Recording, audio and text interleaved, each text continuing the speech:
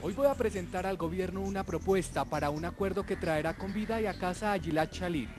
Lucharemos por la voluntad de devolverlo a sus padres, Aviva y Noam Shalit, a su hermano y hermana, a su abuelo y por supuesto al pueblo de Israel. Estamos evidenciando que hemos llegado a un acuerdo de intercambio de prisioneros y consideramos que esto es un acontecimiento histórico en la historia del pueblo palestino y una gran victoria para el movimiento de resistencia palestino Hamas.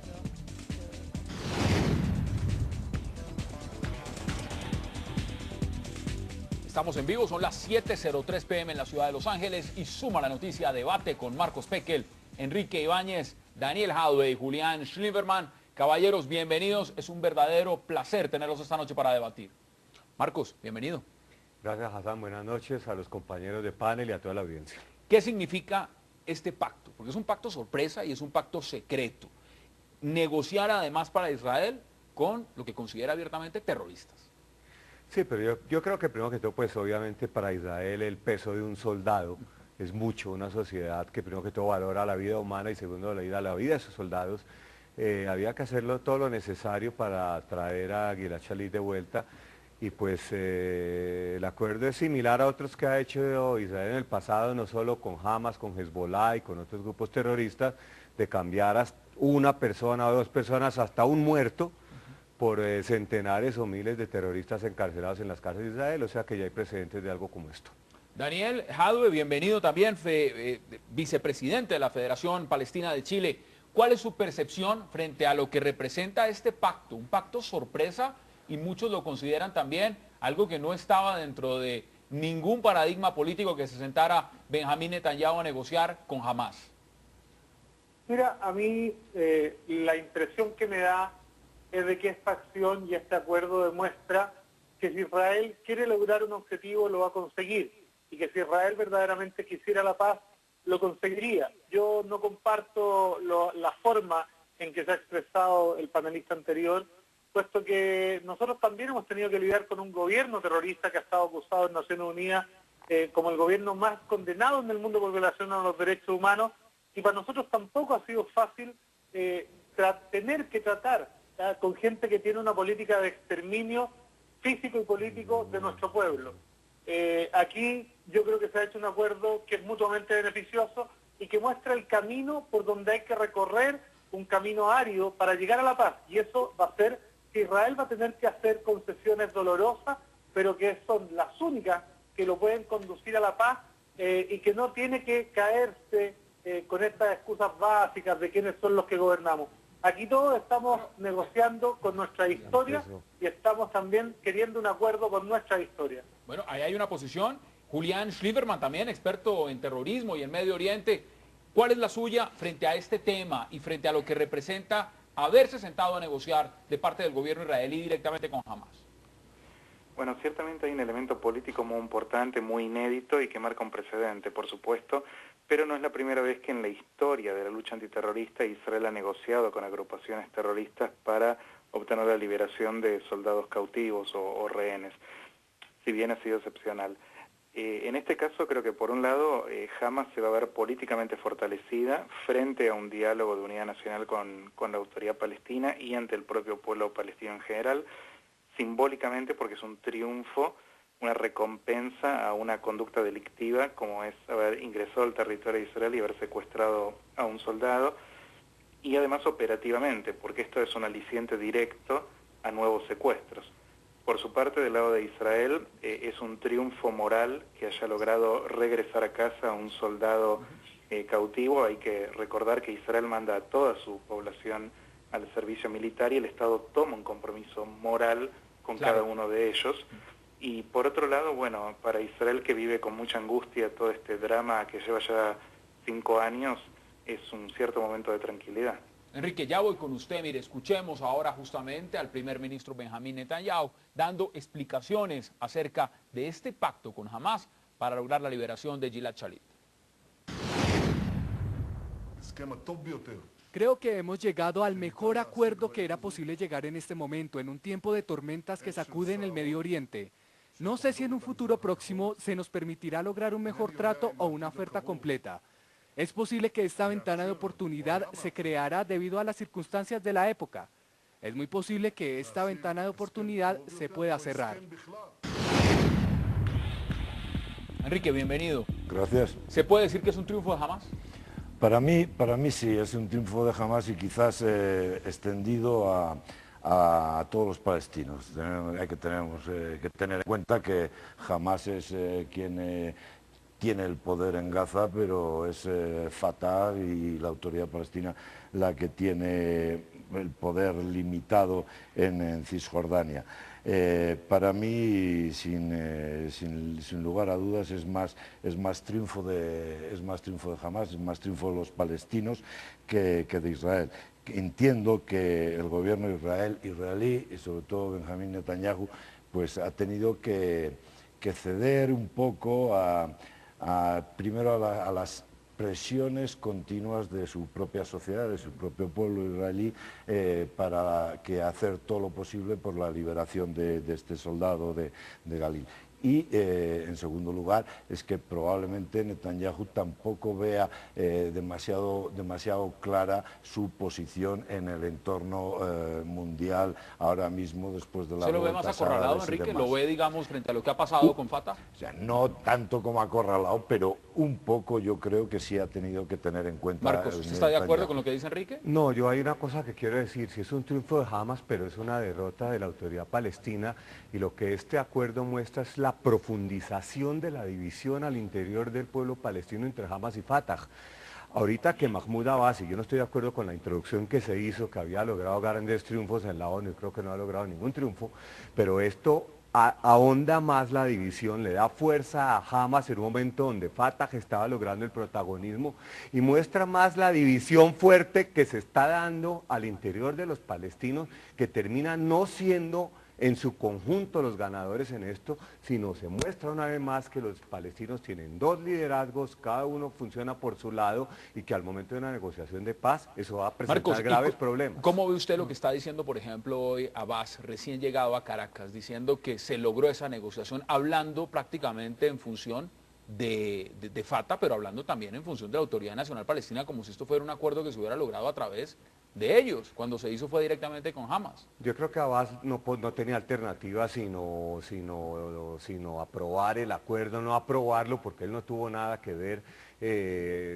Yo creo que Abbas hubiera podido liberar a Shalit, pues no podía, eso no estaba en sus manos, pero una vez el acuerdo se hace público, pues Abbas no lo puede rechazar, al revés, tiene que aceptarlo, pero él entiende que en un momento donde él estaba buscando protagonismo, paseando por el mundo, y no evadiendo el proceso de negociación, le aparece Hamas con esta victoria, entre otras, y muestra una vez más que los palestinos tienen doble liderazgo, que están divididos y que cada grupo hace lo que quiere. Ya le voy a preguntar a Daniel qué opina. Veamos justamente qué dijo Abbas hoy en Caracas.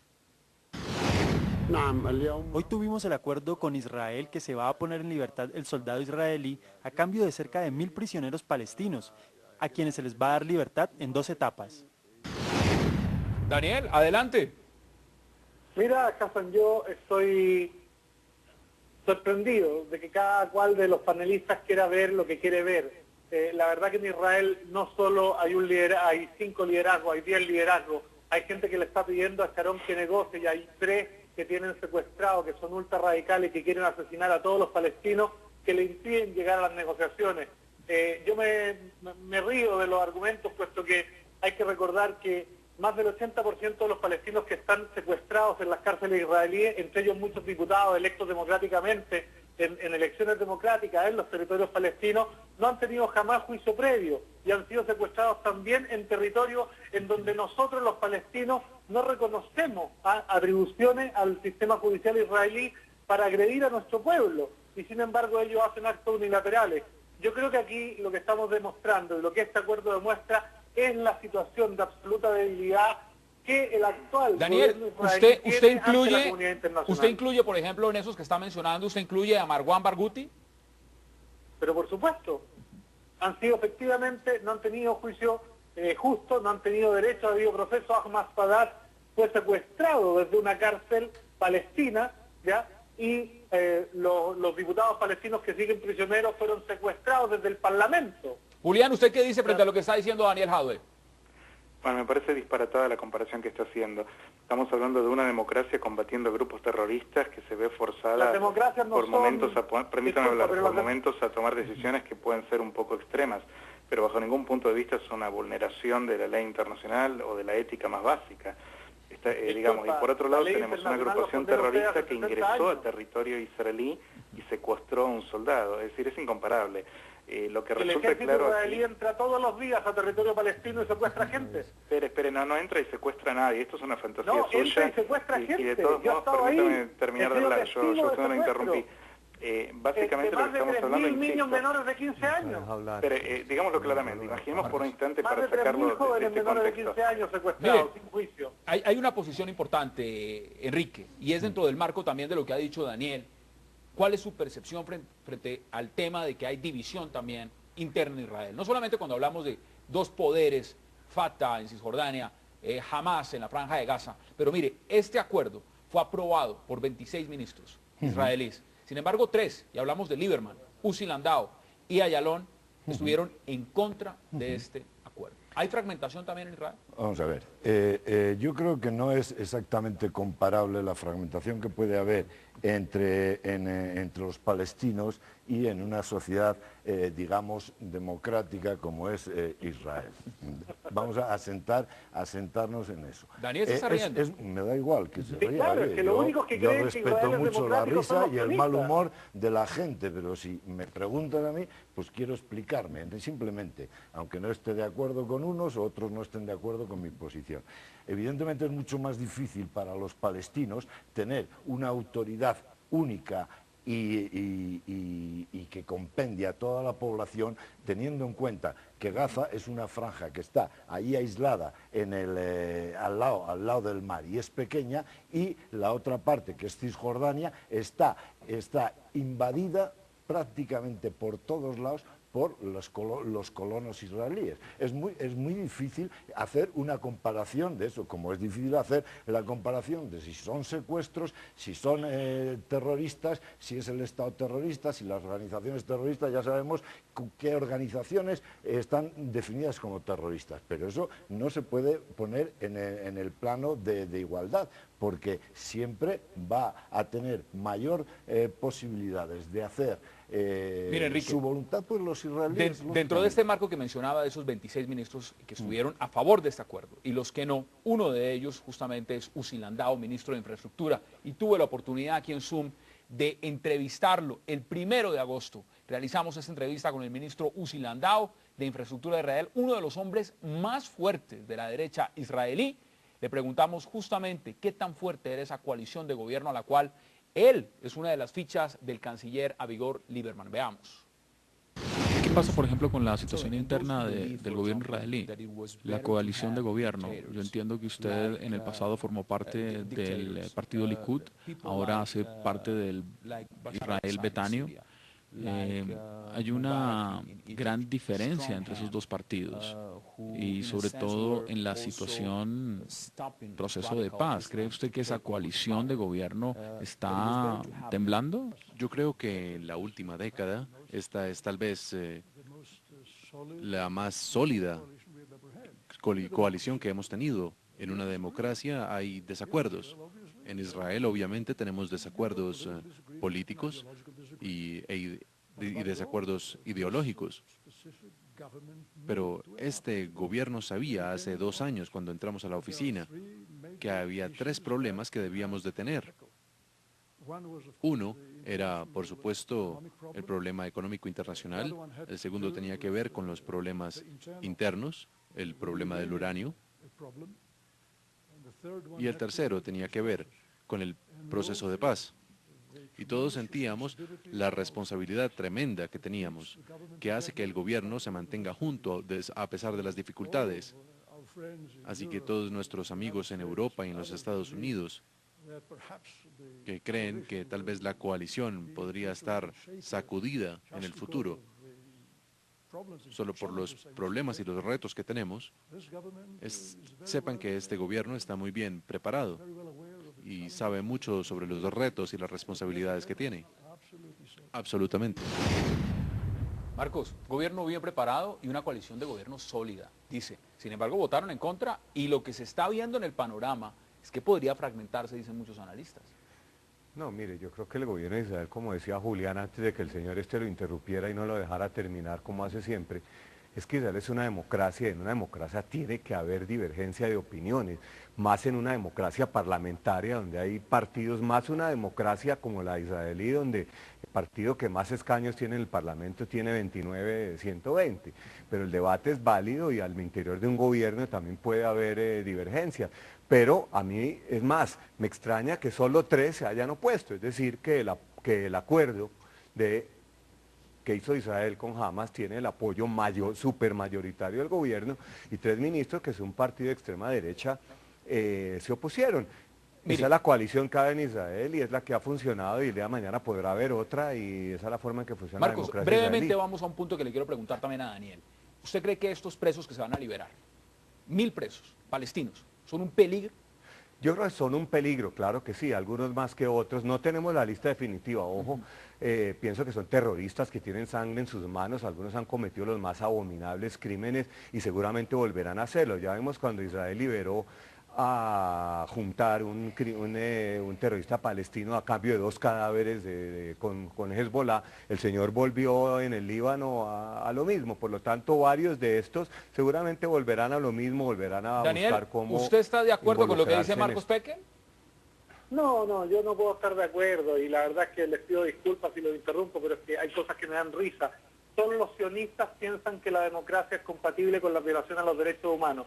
Solo los sionistas piensan que la democracia es compatible con tener segregación y discriminación al interior de un territorio en donde unos, que son los judíos, pueden formar hogar y pueden formar familia y pueden traer gente del exterior y los palestinos no, en donde no se pueden reunir las familias. Solo los sionistas piensan que la democracia es compatible con encarcelar a niños menores de 15 años sin juicio previo y de manera administrativa.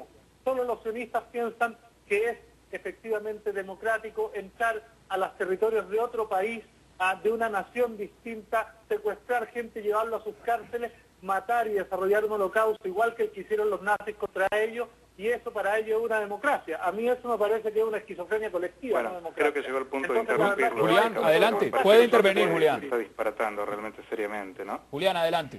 Sí, gracias. No, me da la impresión de que acá este individuo no está participando del debate al que fuimos convocados a hablar, sino que utiliza la cámara que se le brinda para disparar su diatriba anti-israelí feroz, ¿no?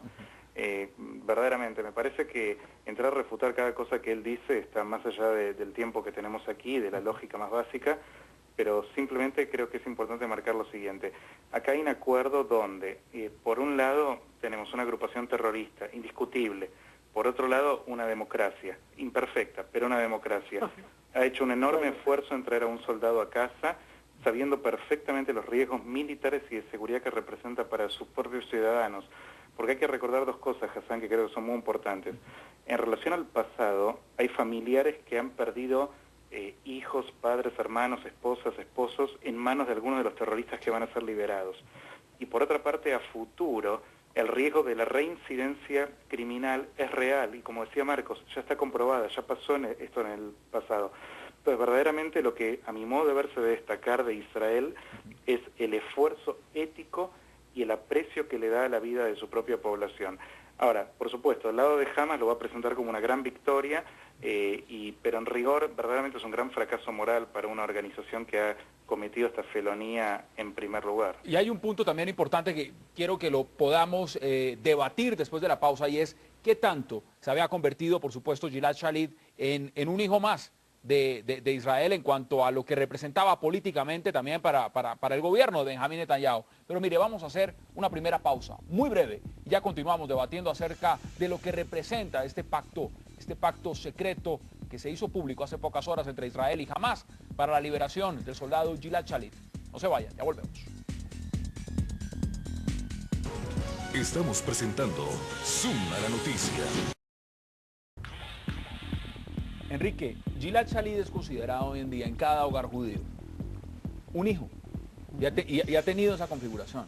Pero, ¿y qué representan cada uno de esos 1000 palestinos que van a ser liberados también dentro de Palestina? ¿No son también hijos? Para mí es evidentemente que serán hijos, padres, esposos o esposas o lo que sea. La componente sentimental de la situación de Salil, de Galil, pues es evidente. En Israel, como bien han dicho mis contertulios, es muy importante, tremendamente importante, la vida de una sola de las personas. Por eso mismo eso explica que de repente tras 5 años o 6 pues estén dispuestos a intercambiar uno solo de sus hombres por 1000, como han hecho otras veces por cientos. Pero evidentemente eso no quita el que un buen número, centenares probablemente, de los probablemente alrededor de 6000 palestinos encarcelados en Israel, evidentemente yo no los calificaría a todos individualmente. Israel los califica a todos de terroristas. Exacto. Y la pregunta, ellos mismos dicen, y veamos, no, veamos declaraciones, bueno. Marwan Barghouti, justamente el líder palestino en prisión y cuya liberación clama Hamas, ha afirmado desde la cárcel que saldrá en libertad. No, absolutamente no. Yo seré liberado con todos estos prisioneros que están en cárceles israelíes. Yo creo que eso está muy claro. Los israelíes no nos pueden mantener a miles de nosotros en cárceles israelíes. Julián, Marwan Barghouti dice no nos pueden mantener acá, va a llegar un momento en que Israel nos tiene que soltar a todos. ¿Es esa la perspectiva? ¿Es esa la realidad? Bueno, primeramente quiero destacar algo antes de responder. Mientras que Hamas mantuvo oculto y privado de visitas de la Cruz Roja Internacional a Gilad Shalit y de cualquier signo de que de hecho estaba vivo, vemos acá a Barghouti dando entrevistas desde la prisión libremente, dando su punto de vista, ¿no? Creo que esto, un poco por lo que se debatió antes, es conveniente señalar. No creo que todos los terroristas encarcelados vayan a ser liberados eventualmente. Es evidente que hay algunos que sí, es evidente que hay muchos que sí, pero en este caso específico, Barghouti y otros varios más que cometieron crímenes especialmente atroces, quedarán bajo las barras, ¿no? Creo que no ve, digamos, una ley de punto final. Barghouti dice lo siguiente, Julián, Barghouti dice, va a llegar un punto en que esto va a terminar como terminó Sudáfrica, como terminó Irlanda, en una negociación de punto final. Nosotros no somos terroristas, nosotros somos luchadores de la libertad palestina. Sí, esa es la posición tradicional de quien masacra niños y tiene que justificar que él no es un asesino, sino que lo hace por un ideal noble, ¿no? Esto es el discurso eufemístico del terrorista y la doctrina de la psicología del terrorismo lo presenta claramente. No importa tanto lo que él diga, lo que importa es lo que él hace. Y él está condenado a múltiples cadenas perpetuas por lo que ha hecho, no por lo que ha dicho. Y lo que ha hecho fue asesinar. ¿Es eso cierto, sí, Daniel? No, bueno, yo no puedo entender, para mí nada de lo que digan estos sionistas fundamentalistas puede ser cierto. Dentro de los 1000 prisioneros que van a ser liberados, hay más de 350 menores de 15 años que no han tenido derecho a juicio. Hay más de 60 mujeres que no han tenido derecho a juicio. Y hoy día hay ¿por qué están ahí? ¿Puede decirnos por qué fueron arrestados? Hay 250 prisioneros que están en huelga de hambre en las cárceles israelíes porque no se les deja ser visitados, porque están en condiciones absolutamente inhumanas. Y lo más importante, ellos han sido secuestrados en un territorio en donde la justicia israelí no tiene jurisdicción. Al igual que los asentamientos israelíes para la comunidad internacional y para el derecho internacional, las acciones del ejército de ocupación son ilegales en los territorios ocupados. ¿Ya? Aquí no hay, esto es un ejército ocupante. Gilad Shalit no es un héroe, es un ocupante, es una potencia extranjera. ¿No? Marcos, ¿es un ocupante? En la última invasión a Gaza, les quiero recordar que más del 50% de los civiles asesinados por la invasión israelí eran menores de 15 años y no eran combatientes ni de Hamas ni nada. Yo soy ateo, no soy nada cercano a Hamas, soy un hombre de izquierda, pero la verdad que el terrorismo me molesta de todas partes. A mí me sorprende que a los sionistas solo les moleste el terrorismo ajeno y no el terrorismo de Estado que vienen desarrollando. Daniel, permítame darle la palabra a Marcos Becker. Marcos, adelante. Gilad Shalit fue secuestrado en territorio de Israel por unos infiltrados que entraron desde Gaza, mataron a 2 soldados y se lo llevaron. Eso bajo la ley internacional, bajo cualquier ley es un secuestro. Por otro lado, el que tiene prisionero a la población de Gaza es Hamas. Hamas tiene prisionero a 1,5 millones de palestinos en Gaza, se pertrecha en hospitales, en escuelas y desde ahí lanza cohetes a la población de Israel. Por lo tanto, el que tiene prisionero a la población de Gaza es Hamas, un movimiento terrorista reconocido así por la mayoría de los países del mundo, y ese es el problema de Gaza. Bueno, quiero que empecemos a concluir, Enrique, este debate sobre esta pregunta. Este pacto que ya se hizo público, que evidentemente va a poner en libertad a Gilad Shalit, como lo espera la gran mayoría de la población, y por supuesto en Palestina esperan también la liberación de estos 1.000 presos, ¿va a cambiar en algo la percepción de Benjamín Netanyahu, por ejemplo? ¿Necesita en este momento Benjamín Netanyahu un triunfo de esta dimensión frente a lo que está ocurriendo con la diplomacia palestina y lo que está haciendo Mahmoud Abbas a través del mundo de sus viajes y de lo que está pidiendo el reconocimiento palestino? Yo no creo que vaya a cambiar mucho la percepción. Quiero entender en Israel acerca de Benjamín Netanyahu. Es decir, yo insisto en que, en cierto modo, Netanyahu se ha visto obligado a hacer este acuerdo debido a presiones tanto internas en Israel como por la situación de los últimos meses en la zona. Marcos, brevemente para concluir también este debate. Sí, yo no creo que Netanyahu esté contra la pared, como han dicho acá. Yo creo que Netanyahu es un político sagaz, un político que tiene una coalición fuerte, y pienso que el acuerdo lo hace en un momento importante. Traer un soldado de vuelta a Israel es muy importante, un soldado con vida, más importante aún, y como digo, como resultado, como un producto de este acuerdo, pues se ve la profundización de la división al interior de los palestinos, y en eso Netanyahu puede haber logrado un punto. Daniel Jadue, también para concluir brevemente en unos 20-25 segundos. Solo decir que yo espero que esto sea una muestra de lo que hay que hacer para lograr la paz. Israel tiene que abandonar los territorios palestinos ocupados, tiene que liberar a los presos palestinos y tiene que dejar de entenderse a sí mismo como centro del mundo. Los palestinos también tenemos los mismos derechos que los israelíes, y es lo que le estamos pidiendo a la comunidad internacional. Yo espero que los sionistas le hagan honor a las víctimas del holocausto nazi y dejen de hacer con los palestinos lo mismo que hicieron con ellos los nazis. Julián Schlieberman, también para que pueda usted concluir este debate, adelante. Bueno, voy a ignorar las barbaridades que dice este individuo y me concentro en el tema del que fuimos convocados. Creo que hay algo importante acá. Estamos hablando un poco de cuáles son las restricciones de Netanyahu. También es importante considerar las de Fatah. Me encanta hacerte enojar. Fatah, en este caso, señor, por favor, deje hablar. En este sentido, el riesgo que tiene Hamas de perder la base en Damasco, en caso de que caiga el régimen, también pudo haber tenido un factor de influencia, así como contener un poco a la población palestina en el marco de un Medio Oriente completamente convulsionado. Caballeros, vamos a hacer una pausa, pero quiero invitarlos a que se queden con nosotros todos, por supuesto, Daniel, Julián también, Enrique y Marcos, para que entremos a debatir lo que ha representado el respaldo de la Alianza Bolivariana para los Pueblos de Nuestra América, el ALBA, al gobierno de Bashar al-Assad en Siria, a pesar de todos los informes que hablan de la violenta represión que ejerce en este país. ¿Qué busca Hugo Chávez con esta movida política?